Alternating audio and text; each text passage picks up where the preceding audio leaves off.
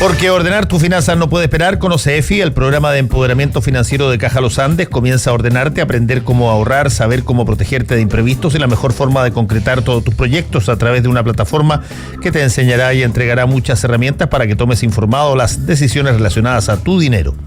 Porque la vida que quieres no puede esperar. Caja Los Andes, más caja para ti.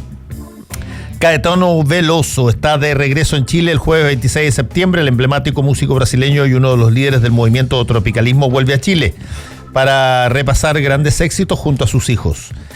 Recuerda, jueves 26 de septiembre en el Teatro Coliseo, Caetano Veloso en concierto. Entradas a la venta en puntoticket.com. Restaurante El Cid de Hotel Sheraton Santiago lanza su nueva carta con nuevos sabores que destacan la visión innovadora y el talento de la chef ejecutiva Silvana Mateluna. Cena bailable, menú de 4 tiempos este viernes 30 y sábado 31 de agosto desde las 20 horas. Haz tu reserva al 222-335-1000 o en sheraton.com/Santiago. Lesalles, Instituto de Capacitación Online, ofrece a las empresas cursos propios y originales en temas transversales. Se invita a las empresas a consultar por las ventajas de capacitar online. Solicita programas de cursos, todos con código CENSE en www.lesalles.cl o llama al 22-597-6600 para conocer beneficios, becas y descuentos. Lesalles, pioneros en capacitación online. Vive tus experiencias al límite con la energía y el impulso de lo que te motiva. Hankook Baterías, lo mejor de la tecnología coreana, 100% libre de mantención y la mayor garantía del mercado. Hankook Baterías, tu punto de partida. Visítalos en bateriahankook.cl. Y estamos con nuestra última entrevista de esta mañana. Ha estado aquí anteriormente con nosotros. Él es Mario Amorós, historiador, periodista, autor de este libro que acaba de sacar, que es nada más y nada menos que de Pinochet, biografía militar y política. Tú, Mario, eres español, naciste en Alicante y eres doctor en historia por la Universidad de Barcelona, además periodista, y tienes muchísimas cosas que han tenido que ver con Chile. Las biografías de Allende, Miguel Enríquez, Neruda. Hiciste un libro sobre Rapa Nui, que fue el que la última vez que estuvimos conversando acá, y ahora sobre Pinochet. A ver, ¿cuál es la historia detrás de haber confeccionado un libro sobre Pinochet? Gracias, Fernando, por la invitación de nuevo a tu programa. Bueno, creo que había un vacío en el campo de la historia sobre la figura de Pinochet. Es la primera biografía histórica que se publica del general y dictador Augusto Pinochet Ugarte.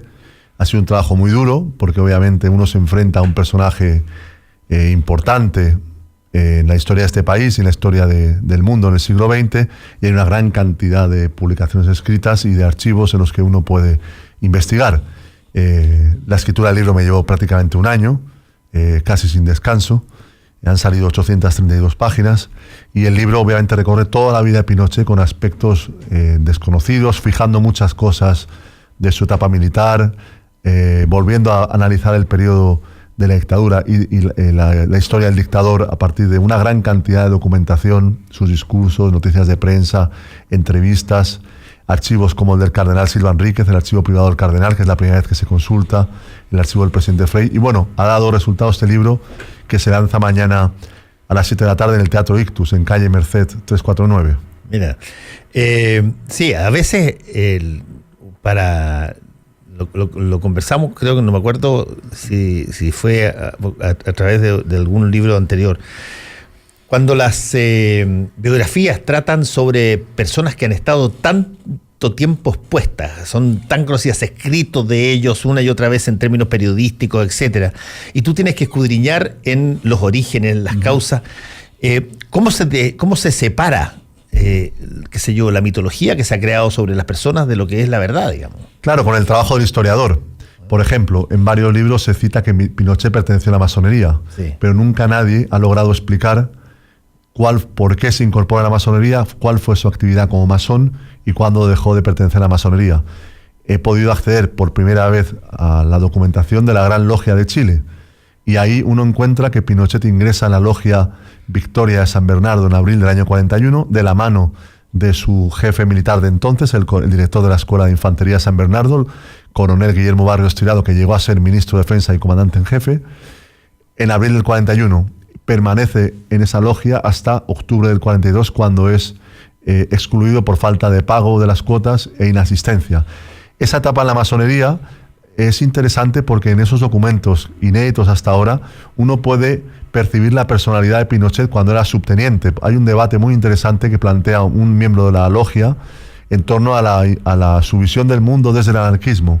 Y todos debaten y a Pinochet le piden su opinión y él vacila en opinar sobre un tema político y le piden que a la próxima tenida, como dicen los masones, a la próxima reunión lleve su opinión por escrito, y lamentablemente ese documento, si existió, no se conserva, ¿no? Pero se ve muy bien en el acta de la tenida cómo esa personalidad que después conocimos de Pinochet ya estaba presente en julio del 41. Es un periodo, es un ejemplo de cuestiones que quedan por primera vez claramente fijadas, al igual que su trayectoria militar, que expongo a través de su hoja de vida, otro documento fundamental para la biografía militar, inédito hasta ahora, a la que he podido acceder, y ahí está toda la trayectoria de Pinochet en el ejército hasta el año 73. A ver, hay montones de cosas que son, pero ¿tú derribas mucho mito en tu libro o no? ¿Cuáles son los grandes mitos de Pinochet que no son tales?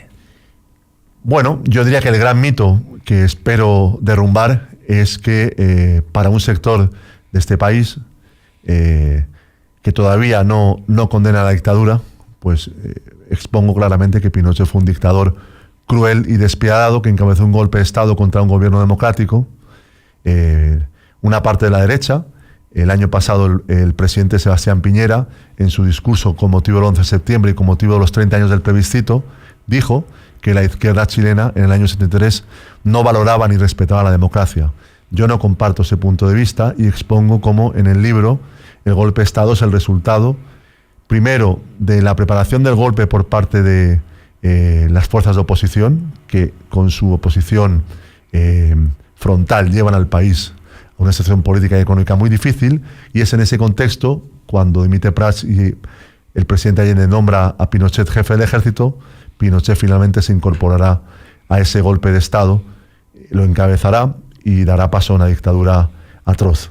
Otro mito es cómo para otro sector de este país, el mismo que dice lo anterior, la dictadura entregó el poder en el año 90. Bueno, la noche del plebiscito, como reflejó la prensa democrática de la época, Pinochet intentó una suerte de autogolpe.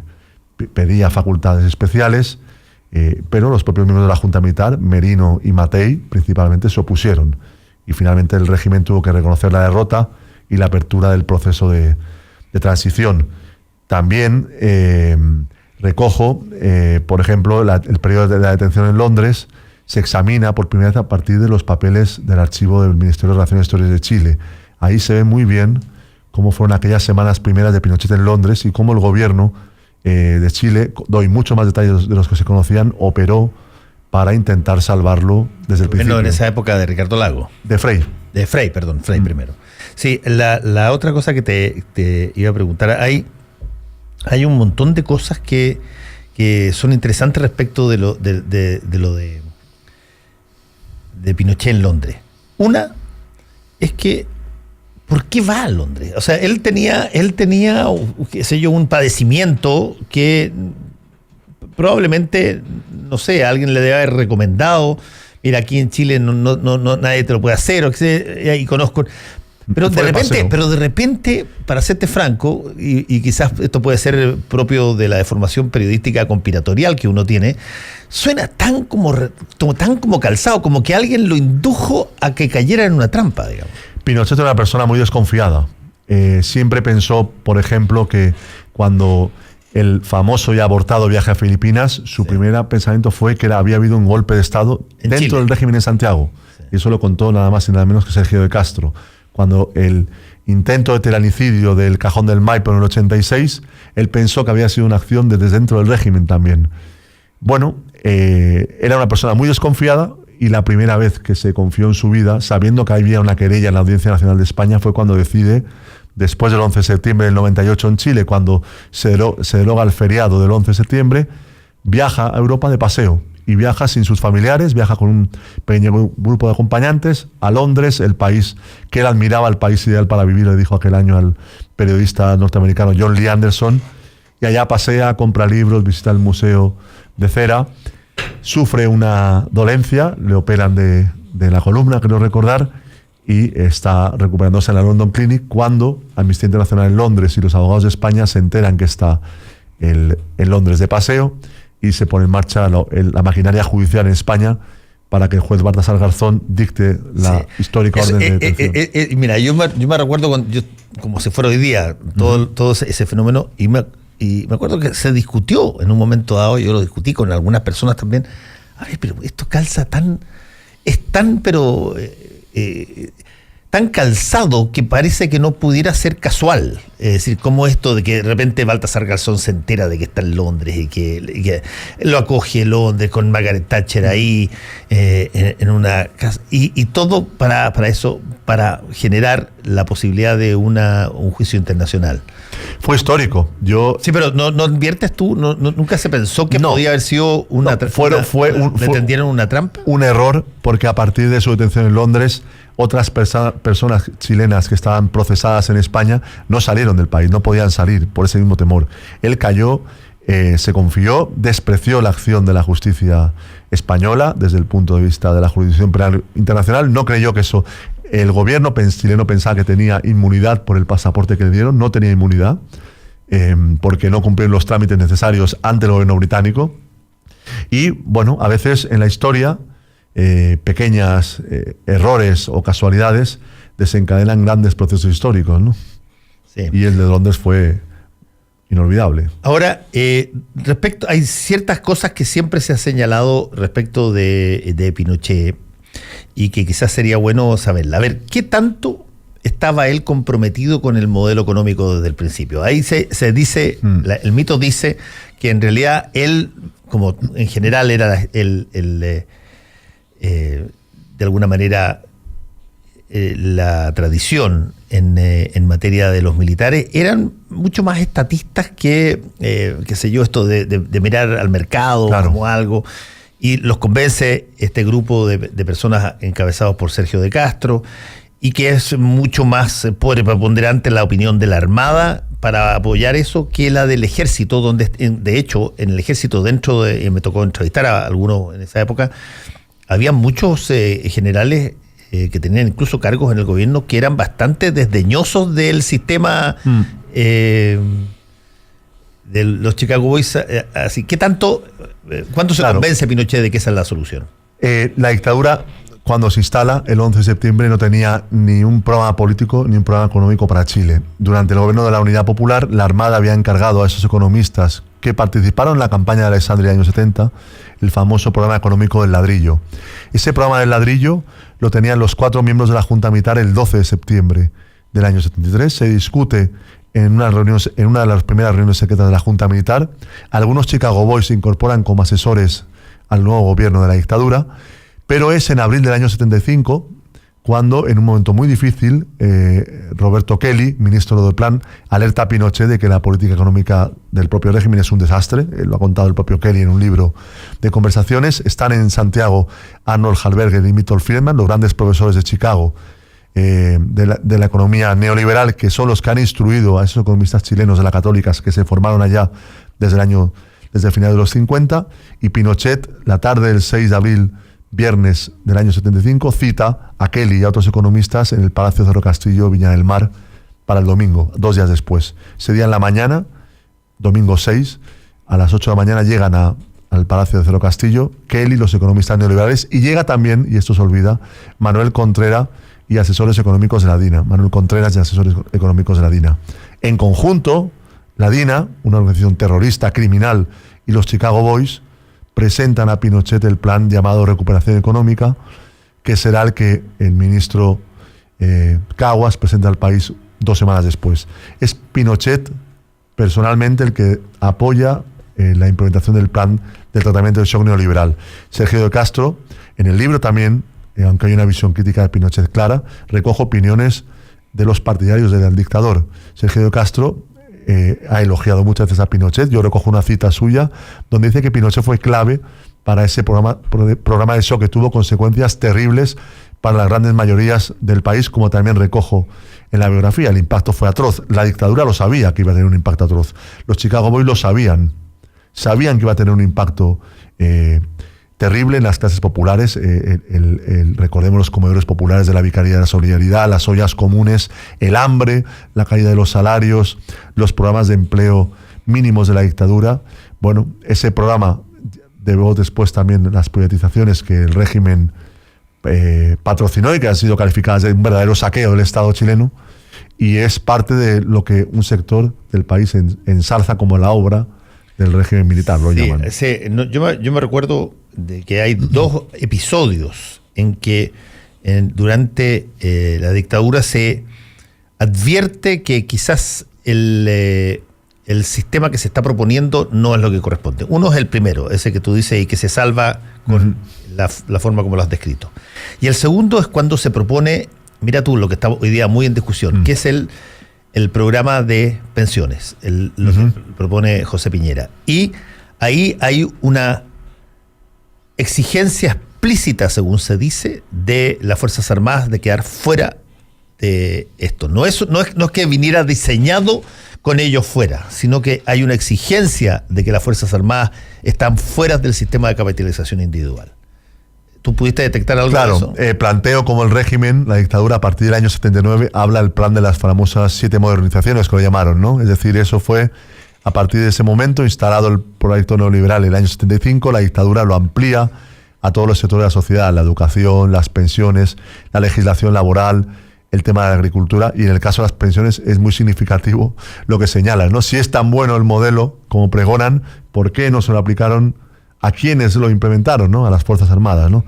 Quedaron al margen y conservaron el sistema tradicional, ¿no? Y eso, bueno, es hasta el día de hoy una de las partes del legado de la dictadura que persiste en Chile, con una gran protesta y una notable oposición social a pensiones que son, evidentemente bajísimas para lo que muchas personas del país han aportado y han trabajado.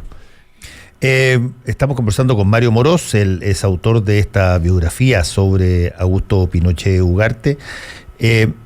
Una de las cosas que es muy interesante respecto de Pinochet es que él supo, pero extraordinariamente bien, disimular sus adhesiones en un momento dado. Fue la persona a la cual el presidente de la República pone como chaperón de Fidel Castro. Es la persona que reemplaza a Prats. Es la persona a la cual, según se dice coloquialmente, Allende preguntaba en La Moneda cómo lo estará pasando Augusto, digamos, en esta situación, antes de que se supiera que él estaba encabezando el golpe. ¿Cómo es esta idea? Yo lo escribí alguna vez en Revista Análisis. Él siempre fue tuvo cargos donde en algún momento había alguien sobre él. Cuando él fue el primero y no había nadie más sobre él, bueno, él decidió mandar. Así es. Por sí mismo. Cuando uno ve su hoja de vida del ejército, consultada por primera vez para esta biografía, es un documento de 200 páginas, uno ve la evaluación que hicieron los superiores de Pinochet a lo largo de toda su trayectoria militar, desde que era subteniente hasta que es general. Y lo valoraron de manera muy positiva. Fue siempre el mejor subordinado, cumplió las órdenes sin discutir y de manera correcta. Incluso lo dijo el general Snyder, lo escribió en el año 68 en su hoja de vida. Cuando Prats era su superior, Pinochet primero fue jefe de la guarnición en Santiago, año 71, año 72 jefe del Estado Mayor General del Ejército, cumplió de manera impecable sus obligaciones profesionales durante el gobierno de la Unidad Popular, cuando matan a Pérez Jovic, después de la marcha de las cacerolas vacías de las mujeres de derecha, en el tanquetazo aparece junto a Prats y al ministro José Toá, y efectivamente cuando Prats, resultado de la campaña de acoso psicológico de la derecha, dimite el 23 de agosto del año 73, el presidente Allende confía en el criterio de Prats y designa a su número 2. Si hubiera nombrado a Orlando Urbina, por ejemplo, o a cualquier otro general, Pinochet hubiera pasado a retiro. Pinochet tenía que pasar a retiro, incluso siendo comandante jefe de ejército, 15 meses después, por antigüedad, ya hubiera cumplido 40 años dentro de la institución. Efectivamente, como señalas, Fernando, cuando él es nombrado comandante de ejército, él decide que ya no tiene que cumplir más órdenes que las del presidente de la República. Y corresponderá a la confianza del presidente Allende, que le designa para el puesto más importante de su institución, con la puñalada en la espalda, que es el golpe de Estado y la traición, por primera vez en la historia de Chile, de un comandante en jefe del ejército al presidente de la República. ¿Tú tuviste acceso, Mario, a fuentes que estuvieron dispuestas a hablar sobre Pinochet para tu libro, pero que eran parte o habían sido parte de su gobierno? No cito testimonios en el libro, salvo los de mi archivo personal, que son fundamentalmente víctimas de la dictadura y personas de izquierda. Ahora bien, sí cito gran cantidad de entrevistas de Lucía Iriart, de los hijos de Pinochet, y de entrevistas de prensa y libros que personas que colaboraron con Pinochet y que hasta el día de hoy lo admiran, Cristian Labé, Sergio de Castro, Roberto Kelly, otras personas de derechas, cito entrevistas de prensa y sus libros, ¿no?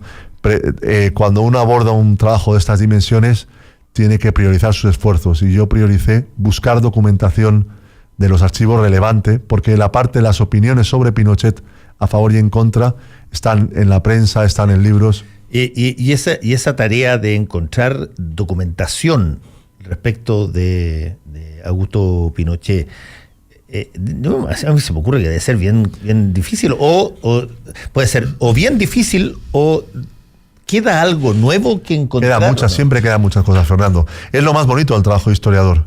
Mira, te pongo un ejemplo. Con la ayuda de una persona que trabaja en el archivo de la Armada en Valparaíso, el Archivo Histórico y Museo Marítimo Nacional, intenté averiguar si Pinochet, que era un joven nacido en Valparaíso, pensó, dado que fracasaba estrepitosamente en los estudios, como demuestro en el libro, repitió 3 cursos de las humanidades, pensó en algún momento presentarse a la Escuela Naval.